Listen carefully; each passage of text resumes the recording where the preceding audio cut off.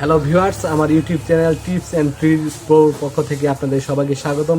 So viewers, আজকের এপিসোডে আমি আপনাদের সাথে আলোচনা করতে যাচ্ছি যারা কিনা global play console account create করতে যাচ্ছেন বা খুলতে যাচ্ছেন তাদের কিছু গুরুত্বপূর্ণ বিষয় জানা অবশ্যই অত্যন্ত জরুরি। তাহলে তারা পরিপূর্ণভাবে আপনারা সেটি করতে পারেন বা আদৌ করবেন কিনা, বা যাদের রয়েছে তারা কিভাবে আরও ভালো করে সেই সম্পর্কে কাজ করতে পারে। তো সেই সম্পর্কে আজকের এই ভিডিওটি, তো অবশ্যই ভিডিওটি ধৈর্য সহকারে দেখবেন। তাহলে যারা নতুন অথবা already global play console account খুলেছেন তাদের জন্য অত্যন্ত গুরুত্বপূর্ণ এই ভিডিওটি হতে যাচ্ছে। তো অবশ্যই ধৈর্য সহকারে দেখবেন এবং যারা নতুন রয়েছেন অবশ্যই চ্যানেলটিকে সাবস্ক্রাইব করবেন এবং পাশে থাকা বেল আইকনটিতে প্রেস করে দেবেন। ফ্রেন্ড, চলুন ভিডিওটি শুরু করা যাক।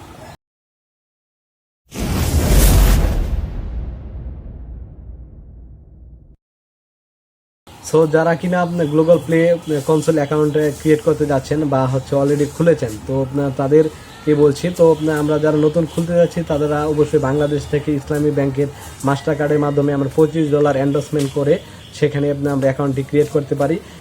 এবং গ্লোবাল কনসোল অ্যাকাউন্টের সবথেকে মূল বিষয় যেটি হচ্ছে যে সেখানে কিন্তু আমরা অ্যাপস আপলোড করার জন্য কিন্তু সেই অ্যাকাউন্টটি ক্রিয়েট করে থাকি এবং আমরা সেই অ্যাকাউন্টটিকেও আমাদের পাশাপাশি অ্যাপস আপলোড করার পাশাপাশি আমাদেরকে অ্যাকাউন্টটিকেও কিন্তু সুরক্ষা রাখতে হবে। যদি আমরা অ্যাকাউন্টটি সুরক্ষা না রাখি সেই ক্ষেত্রে কিন্তু আমাদের অ্যাপসগুলো আর লাইভ করবে না।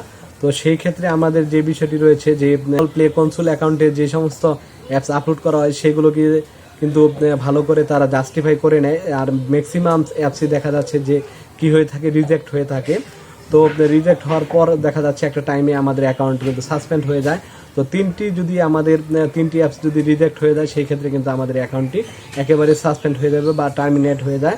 তখন কিন্তু আর আমরা সেই অ্যাকাউন্টটি ইউজ করতে পারি না। সেটির জন্য আপনাদের যে কাজটি করতে হবে, অবশ্যই গ্লোবাল প্লে কনসোল অ্যাকাউন্টের যে টার্মস অ্যান্ড কন্ডিশন রয়েছে তাদের, তো সেই সমস্ত বিষয়গুলো ভালো করে জেনে নিতে হবে এবং আপনারা যে সমস্ত অ্যাপস আপলোড করবেন সেই অ্যাপসের কোনো রকম যেন এরকম কিছু না থাকে যেন তাদের টার্মস অ্যান্ড কন্ডিশনের মধ্যে পড়ে যায়। সেক্ষেত্রে কিন্তু আপনাদের যে অ্যাপসটিকে রিজেক্ট করা হবে। এবং আমরা যখন কিনা একটি অ্যাপস আপলোড করে থাকি এবং সেটি স্ট্যান্ডিংয়ে থাকে সেই ক্ষেত্রে দেখা যাচ্ছে 7 দিন বা 15 দিন সময় লেগে থাকে। তো এখানে ম্যাক্সিমাম অ্যাপস দেখা যাচ্ছে যে সেখানে আপনাদের ইস্যু এসে থাকে। যখন কিনা আমরা আপলোড করে দিই সেই ক্ষেত্রে ইস্যু এসে থাকে। তো ইস্যু যেই অ্যাপসগুলোতে আসবে সেগুলোকে সাথে সাথে আমাদের রিমুভ করে দিতে হবে। যদি আমরা রিমুভ না করি সেই ক্ষেত্রে দেখা যাবে যে আমাদের যদি আমরা ইনস্ট্যান্ট রিমুভ না করতে পারি তাহলে কিছুটা সময় যদি সেখানে সেটি থেকে থাকে সেক্ষেত্রে দেখা যাবে একটা টাইমে সেটির জন্য আমাদের কিন্তু রিজেক্ট করা হয়ে যাবে। তো এরকমভাবে যখন 3টি অ্যাপস আমাদেরকে রিজেক্ট করা হবে সেক্ষেত্রে আমাদের যে অ্যাকাউন্টটি রয়েছে সেটি টার্মিনেটে চলে যাবে এবং আমরা আর সেটি ইউজ করতে পারবো না। তো আমরা যেই কাজটি করবো সেটি হচ্ছে গ্লোবাল প্লে কনসোল অ্যাকাউন্টে আমরা ফার্স্টে একটি অ্যাপস আপলোড করবো এবং সেটির জন্য তো আমরা 15 দিন বাজেট করবো। তো 15 দিনের মধ্যে যদি দেখি যে না সেখানে কোনো ইস্যু আসেনি এবং অ্যাপসটি লাইভ করে থাকে সেক্ষেত্রে আমরা আরও 15 দিন সেখানে দিব। তার কারণ হচ্ছে যে দেখা যাচ্ছে কোনো একটা অ্যাপস লাইভ করেছে, তারপর দেখা যাচ্ছে সেখানে তাদের টার্মস অ্যান্ড কন্ডিশনের ভিতরে কিছু বিষয় পড়ে গিয়েছে, সেটা পরবর্তীতে সেখানে দেখা যাচ্ছে সেই অ্যাপসটিতে রিজেক্ট করে দেওয়া হচ্ছে। তো এরকমভাবে যদি রিজেক্ট এসে যায় সেক্ষেত্রে কিন্তু আমাদের অ্যাকাউন্টটি টার্মিনেট বা সাসপেন্ড হয়ে যেতে পারে। তার জন্য আমরা প্রথমে 15 দিন সময় নিয়ে আমরা একটি অ্যাপস আপলোড করার জন্য সেখানে সাবমিট করবো। যদি লাইভ হয়ে যায় সেক্ষেত্রে আমরা আরও 15 দিন সেখানে জাস্টিফাই করে নেব।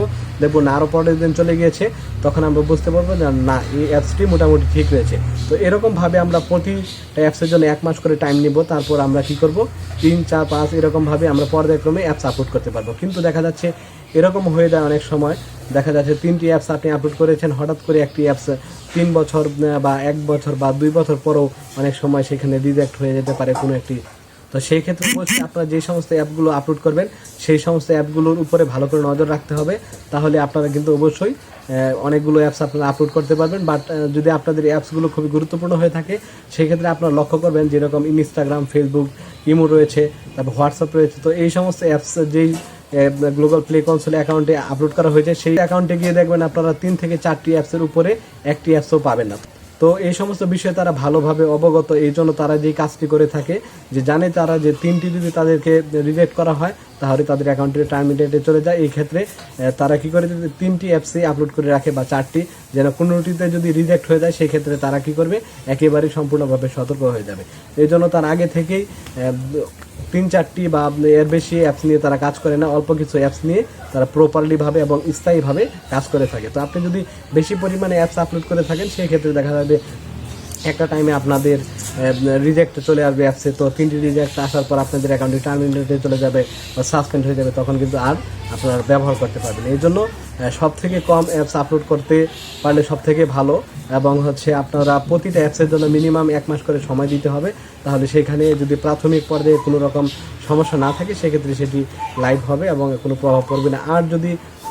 আর যদি দেখা যাচ্ছে কোনো একটা টাইমে যদি সেখানে প্রবলেম হয়ে যায়, সেই ক্ষেত্রে সেই দিক থেকে নজর রাখতে হবে, এবং একটি যদি রিজেক্ট হয়ে যায় সেক্ষেত্রে আপনারা অ্যাপসের পরিমাণ কমিয়ে নেওয়ার চেষ্টা করবেন, তাহলে সব থেকে ভালো হবে। তো ভিডিওটি ভালো লাগলে অবশ্যই লাইক শেয়ার কমেন্ট করতে ভুলবেন না। তো আজ এই পর্যন্ত, বাই বাই।